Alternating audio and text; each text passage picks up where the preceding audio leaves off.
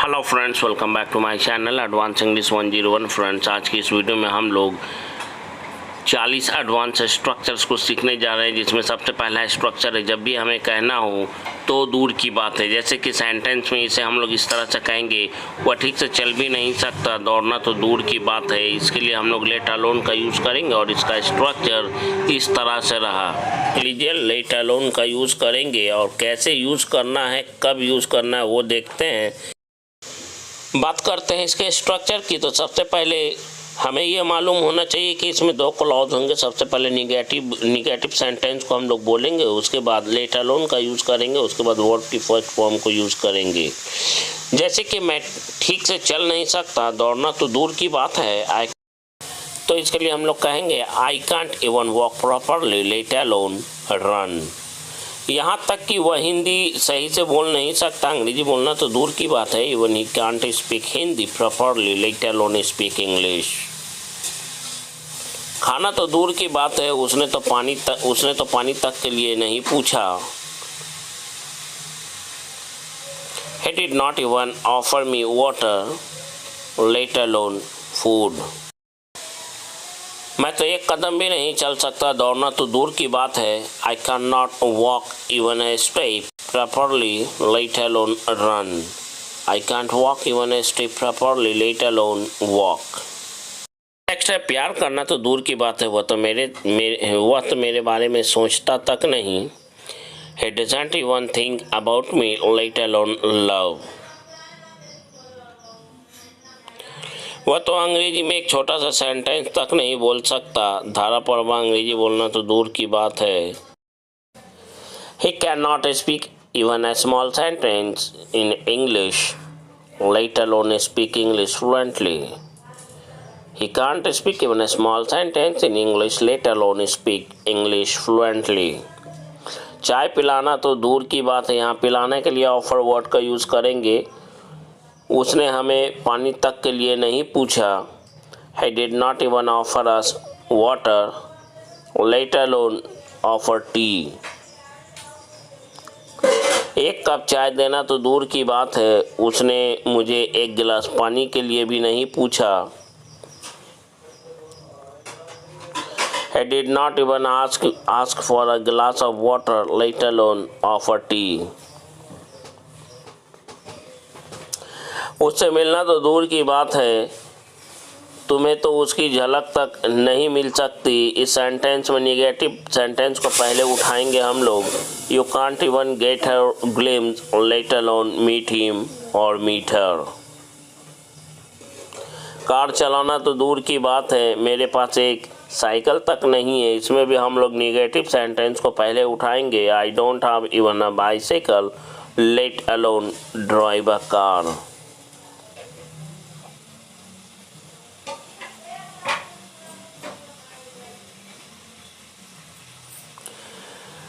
Video अच्छा लगता है तो लाइक करें, शेयर करें, सब्सक्राइब करें और कमेंट ज़रूर करें। इस वीडियो से आपको कुछ सीखने को मिला है तो कमेंट के माध्यम से ज़रूर बताएं। आज के वीडियो में स्ट्रक्चर होगा, जब भी हमें बोलना हो, अगर वो तुम्हारी बात नहीं मानता है तो ना सही, तुम्हारे मना करने के बावजूद वो जाना चाहता है तो ऐसा ही सही। इस तरह के सेंटेंस को बोलने के लिए हम लोग कंप्लीट सेंटेंस, वो भी प्रेजेंट इंडेफिनिट टेंस का सेंटेंस हमारा होगा, इफ से बनने वाला होगा। बाकी पूरा रूल प्रेजेंट इंडेफिनिट टेंस को फॉलो करेगा और उसके लास्ट में सो भी इट को हम लोग ऐड करेंगे, जिसका मतलब होता है तो ना ही सही या तो ऐसा ही सही। नेक्स्ट सेंटेंस है, अगर वह तुमसे नहीं पढ़ना चाहती तो ना ही सही, तुम उससे पढ़ने के लिए इतना दबाव क्यों डाल रहे हो। इस सेंटेंस को बोलने के लिए हम लोग कहेंगे if she doesn't want to study from you so be it, why are you mounting so much pressure on it. Mount pressure का मतलब होता है बहुत ज़्यादा दबाव डालना। अगर वह अपने दोस्त की पार्टी में नहीं जाना चाहता है तो ना ही सही, if he doesn't want to go to his friend's party so be it। So easy, whatever you want to speak you can। अगर वह अपना वादा पूरा नहीं करना चाहता तो ना सही, if he doesn't want to fulfil his promise so be it. एक से बढ़कर एक स्ट्रक्चर है, बिना स्किप किए इस वीडियो को अंत तक जरूर देखें। हर बार की तरह इस बार भी आपको बहुत कुछ सीखने को मिलेगा। अगर आप नहीं चाहते हैं कि कोई उसे परेशान करे तो ऐसा ही सही तो ना ही सही। If you don't want anyone to bother him, if you don't want anyone to bother him so be it।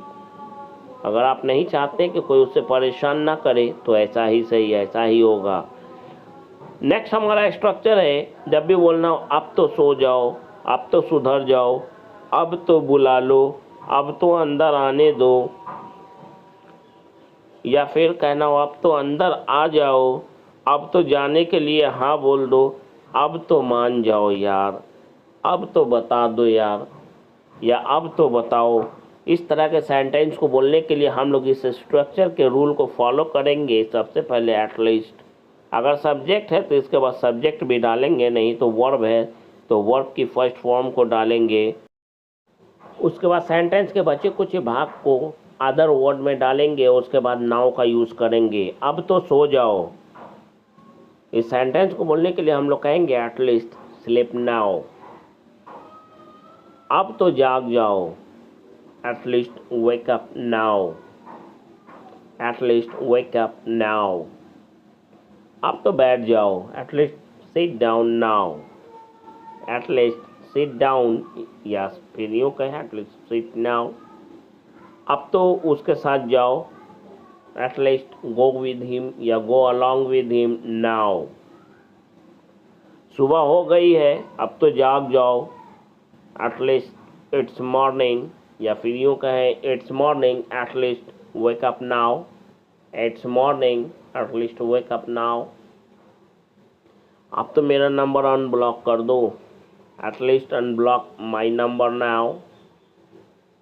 So easy to speak, very easy to speak and very easy to learn this structure also।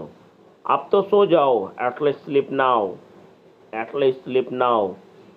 अब तो स्वीकार कर लो, at least accept।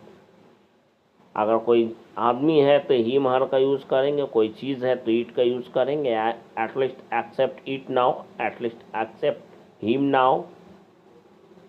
अब तो जाओ, अब तो जाओ, अगर बोलना है अब तो जाओ, at least go now, at least go now. Next हमारा स्ट्रक्चर है, जब भी बोलना हो एंड टाइम पर उसने ऐसा किया, एंड टाइम पर उसने मुझे बोला, एंड टाइम पर उसने मुझे जाने को कहा। इस तरह के सेंटेंस को बोलने के लिए एक फ्रेज का यूज़ करते हैं, in the nick of time.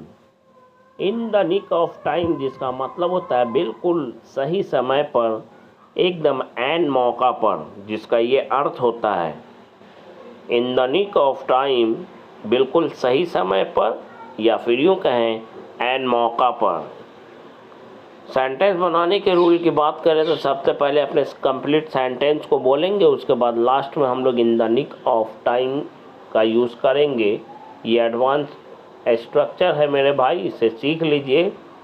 वह हमेशा एंड टाइम पर कुछ बोलता है, वह कुछ बोलता है, ये हमारा सेंटेंस हो गया। ही ऑलवेज, वह हमेशा कुछ बोलता है। He always speaks something in the nick of time. उसने हमें एन मौके पर बताया, he told us in the nick of time. उसने एन मौके पर जाने को कहा, he asked to go in the nick of time। वह एन मौके पर पहुंच गया, he reached or arrived in the nick of time। वह एन मौके पर आ गया, he arrived in the nick of time। तुम एन मौके पर उसे तुमने एन मौके पर उसे धोखा दे दिया, you deceived him in the nick of time.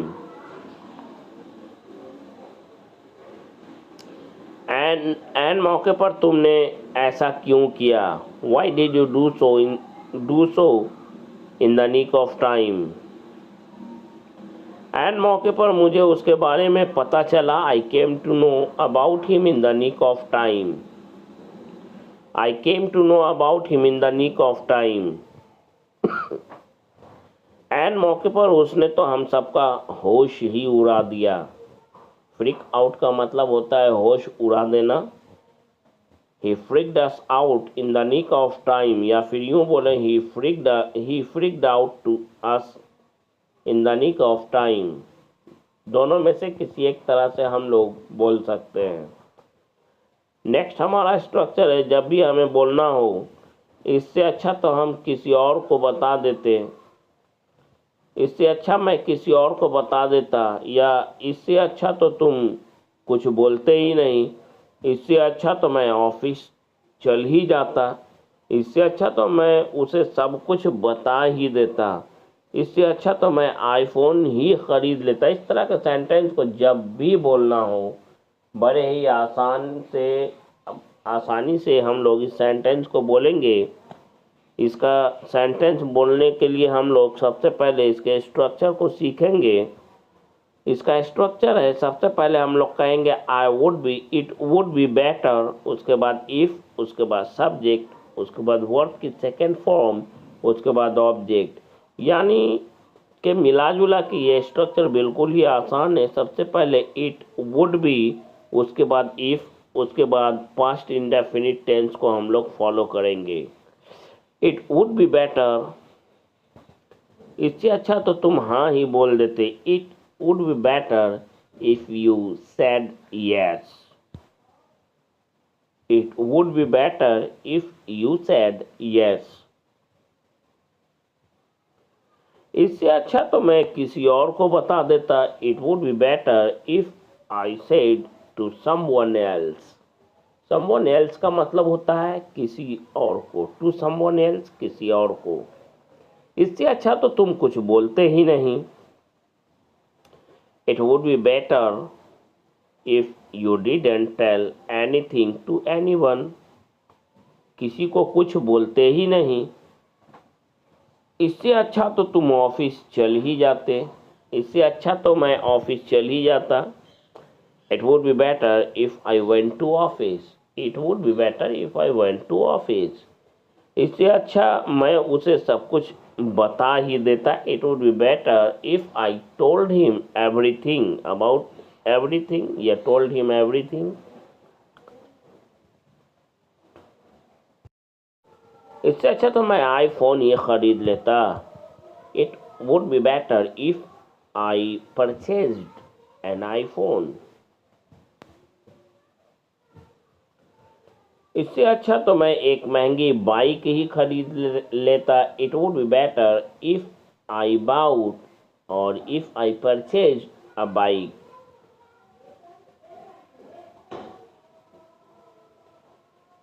If I purchase an expensive bike, महंगी बाइक है, एन एक्सपेंसिव बाइक।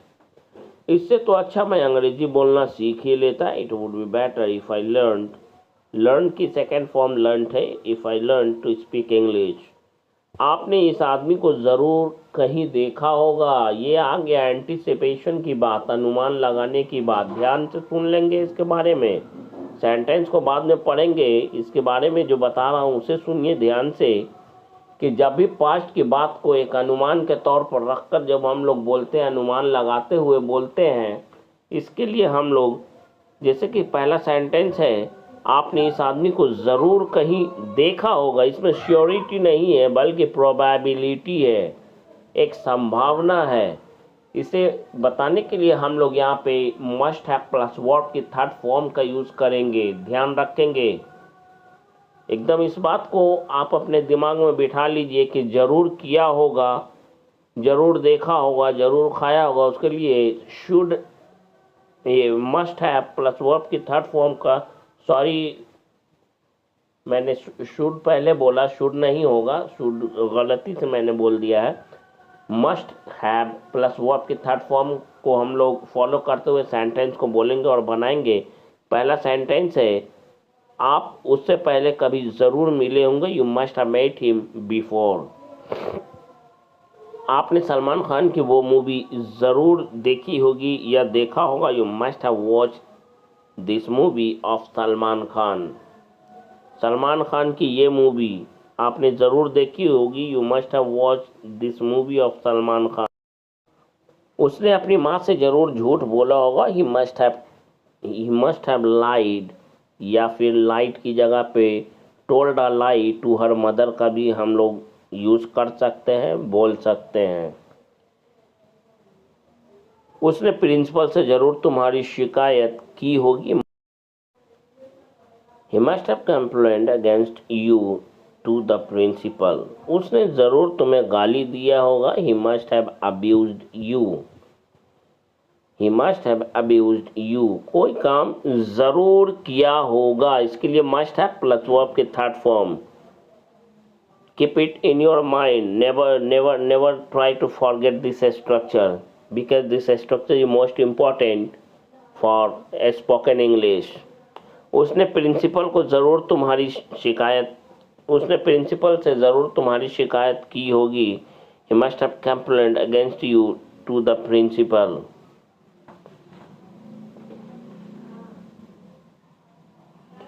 उसने ज़रूर कॉलेज में डांस किया होगा। He must have danced in the college. He must have danced in the college. Next हमारा structure है, जब भी हमें बोलना हो कैसे कैसे लोग, कैसे कैसे लड़के, कैसे कैसे बच्चे, कैसे कैसे घर मकान, कैसे कैसे से शुरू होने वाले जितने भी तरह के सेंटेंस होंगे, वैसे सेंटेंसेस को इंग्लिश में बोलने के लिए व्हाट काइंड ऑफ का यूज़ करेंगे। आइए देखते हैं इसका structure. Which kind of plus subject, उसके बाद हेल्पिंग वर्ब जो भी हो सेंटेंस के अनुसार, उसके बाद मेन वर्ब, उसके बाद ऑब्जेक्ट को हम लोग बोलेंगे या लिखेंगे। पहला सेंटेंस है, यहाँ कैसे कैसे लोग रहने आ गए हैं। What kind of people have come here to live, कैसे कैसे लोग यहाँ पड़ोस में रहने लगे हैं। What kind of people have started living in your neighbourhood, कैसे कैसे लोग तुम्हारे पड़ोस में रहने लगे हैं, यानी रहना शुरू कर दिया है। समाज में कैसे कैसे लोग रहते हैं, इसके लिए हम लोग कहेंगे what kind of people live in the society. कैसे कैसे लोगों से आज तुम्हारा पाला पड़ रहा है। यानी हैविंग का यूज़ करेंगे। What kind of people you are having to face,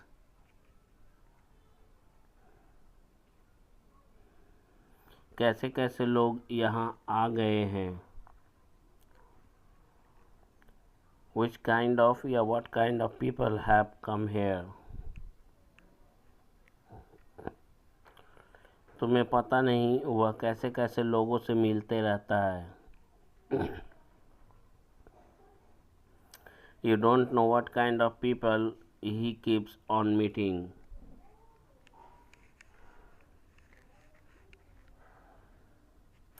कैसे कैसे दोस्त हैं आपके बेटे के।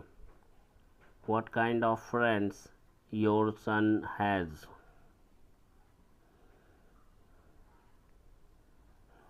कैसे कैसे दोस्त हैं आपके बेटे के। What kind of friends your son has.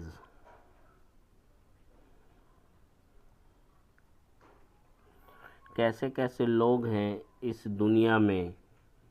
What kind of people are in this world. कैसी कैसी महंगी से महंगी गाड़ियां हैं यहाँ पे। What kind of highly expensive cars are here. What kind of highly expensive. जब भी बोलना हो, पूछना हो सवाल कौन कौन या किस किस ने, इसके लिए हम लोग who all का यूज़ करते हैं। who all का यूज़ करते हुए इंटेरोगेटिव सेंटेंस के जितने भी रूल्स होते हैं, मेन इंटेरोगेटिव सेंटेंस का जो भी रूल होता है उसको फॉलो करते हुए सेंटेंस को हम लोग बोलेंगे।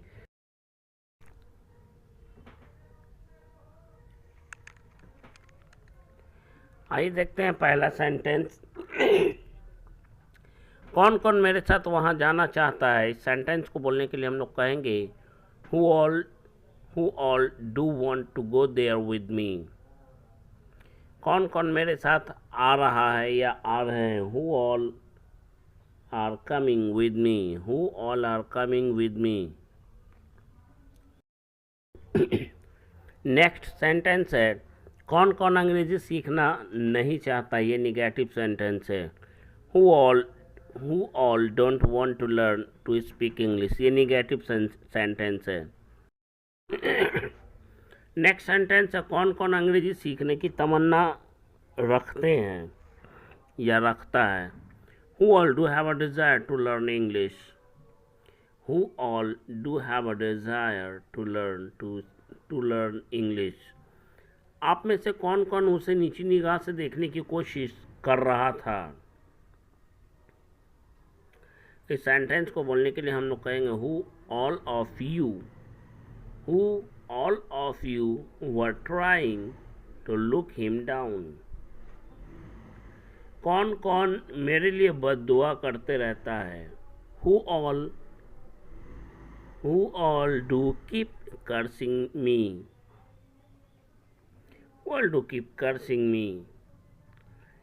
किसने फीस जमा कर दी है। Who all have submitted fees, who all का मतलब ध्यान रखें कौन कौन या किस किस। कौन कौन चाहता है कि मैं यहाँ दोबारा कभी ना आऊँ। Who all want me not to come here again, या who all want me never to come here।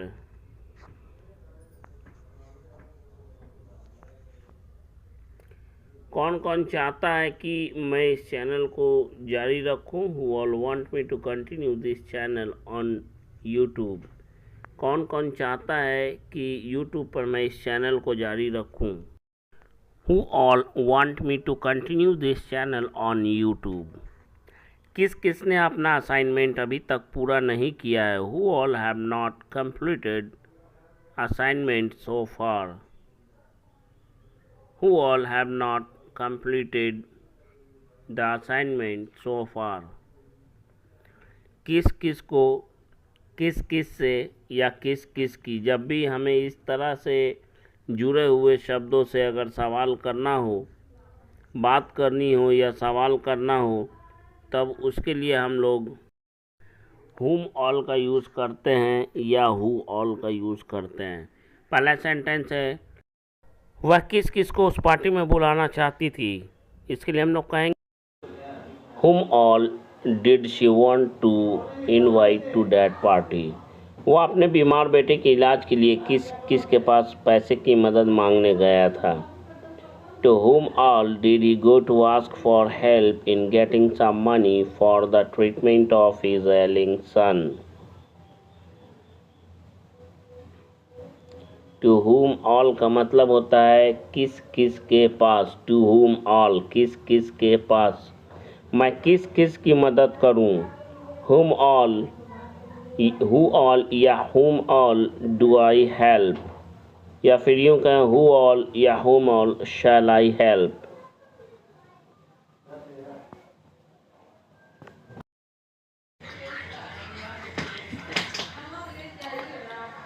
इतने कम पैसों में हम किस किस की मदद करें, समझ नहीं आ रहा। Whom all should we have help with so little money? We don't understand।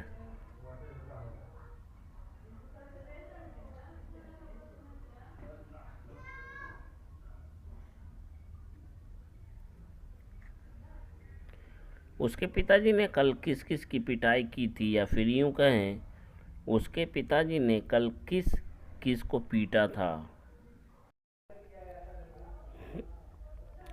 इसके लिए हम लोग कहेंगे whom all या to whom all did his father beat yesterday। To whom all did his father beat yesterday। तुम कल किस किस से मिलने वाले हो। To whom all are you to meet tomorrow? To whom all are you to meet tomorrow? Who all या whom all या to whom all? कल वह किस किस से मिला?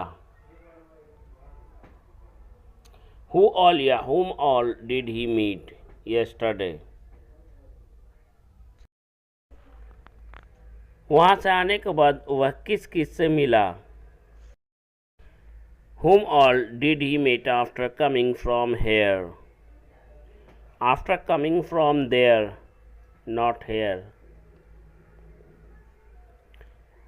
जब भी बोलना हो किस किस के लिए से अपने सवाल को, क्वेश्चन को अगर आपको शुरू करना हो, अपने प्रश्न को पूछना हो, उसके लिए हम लोग फॉर हुम ऑल या फॉर हु ऑल का यूज़ करते हुए अपने सेंटेंस को बोलते हैं।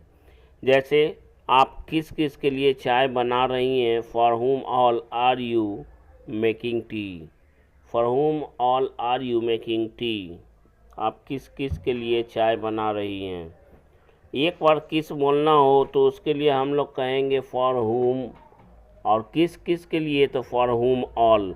तुम किस किस का इंतज़ार कर रहे हो, इसके लिए हम लोग कहेंगे whom all are you waiting for, या फिर यूँ कहें for whom all are you waiting.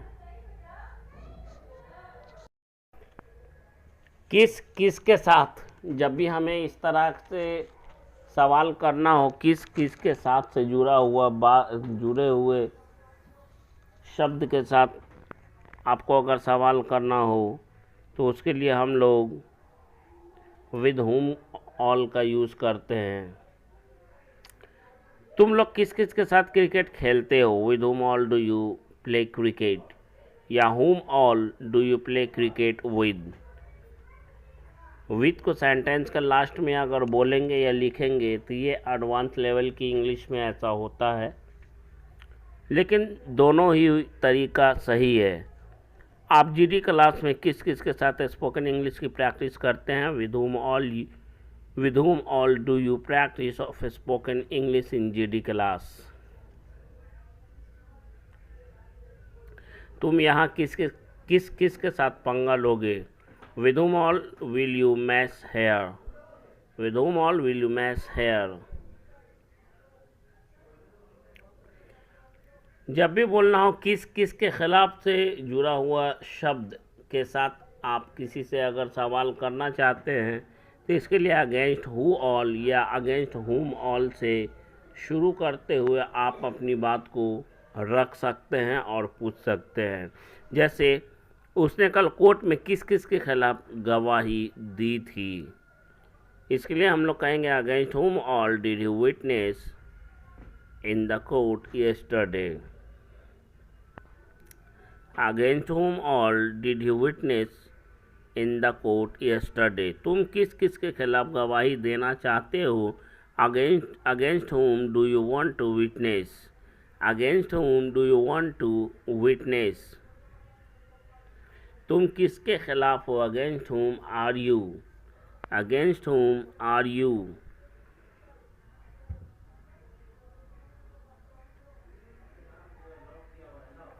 हमें किस किस के खिलाफ आवाज़ उठाने की ज़रूरत है? Against whom do we need to raise voice? Against whom do we need to raise voice? Raise voice का मतलब होता है आवाज़ उठाना। हमें किस किस के खिलाफ नारा लगाने की ज़रूरत है? Against whom do we need to raise slogan? Rise slogan का मतलब होता है नारा लगाना। कौन कौन से या कौन कौन सी, इसके लिए हम लोग व्हाट ऑल का यूज़, विच ऑल का यूज़ करेंगे।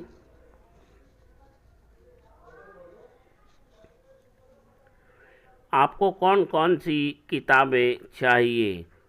Which all books do you want? Which all books do you want? उसके कौन कौन से कपड़े फटे हुए हैं? Which all of his shirts are torn? आपको सलमान खान की कौन कौन सी फिल्में पसंद है? Which all movies of Salman Khan do you like? Which all movies of Salman Khan do you like? Bharat के कौन कौन से शहर आपको सबसे ज़्यादा पसंद हैं? Which all cities of India do you like most? Which all cities of India do you like most? क्या क्या इससे जुड़ा हुआ जितना भी सवाल आपको करना है आप कीजिए, लेकिन पहले आपको व्हाट ऑल बोलना पड़ेगा। उसके बाद ये कंप्लीट आपका क्वेश्चन सेंटेंस है, जो रूल है आप रूल को फॉलो करेंगे। व्हाट ऑल के बाद तुम्हें क्या क्या पसंद है, what all do you like, what all do you like, मैं आपके लिए क्या क्या करूं, what all should I do for you, what all should I do for you. या फिर यूँ कह सकते हैं what all do I do for you, what all do I do for you. उसने मेरे बारे में क्या क्या शिकायतें की, what all complaints did he make about me, what all complaints did he make about me. आपके टीचर आपको क्या क्या पढ़ाते हैं, what all does your teacher teach you, what all does your teacher teach you. कहाँ कहाँ से जुड़ा हुआ जितने भी तरह का आपको सवाल करना है, उसके लिए आपको सबसे पहले वेयर ऑल को बोलना है या लिखना है। उसके बाद आप क्वेश्चन सेंटेंस को कंप्लीट करेंगे। जैसे कि पहला सवाल है, आप अपना पानी पूरी कहाँ कहाँ बेचते हैं, where all do you sell your water balls. मैं निमंत्रण पत्र बांटने के लिए कहाँ कहाँ जाऊँ, where all should I go to distribute invitation cards, where all should I go to distribute invitation cards. उस दौरान आप कहाँ कहाँ ठहरे थे, where all did you stay during that time, where all did you stay during that time.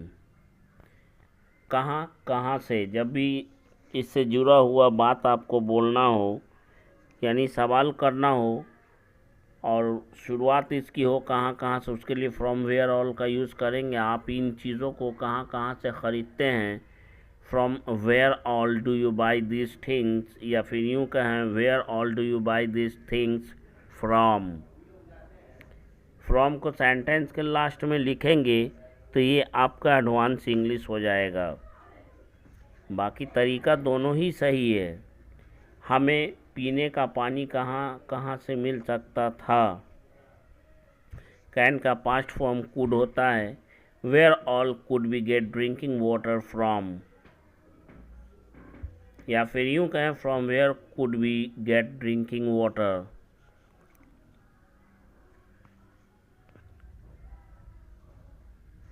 तुमने ये सारी चीज़ें कहाँ कहाँ से जुटाई हैं।